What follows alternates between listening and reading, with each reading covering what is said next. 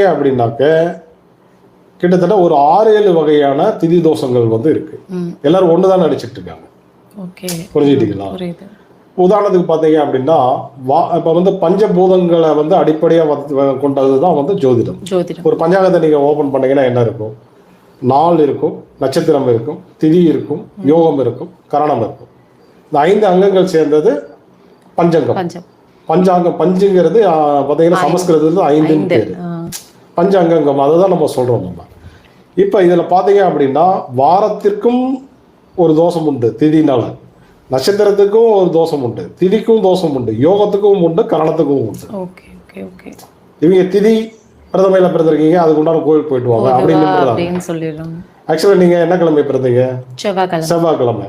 செவ்வாய்க்கிழமையில பிறந்தவர்களுக்கு பாத்தீங்க அப்படின்னா கிருத்திகை நட்சத்திரம், பூரம் நட்சத்திரம், அனுஷம் நட்சத்திரம், அது இல்லாமல் உத்திரட்டாதி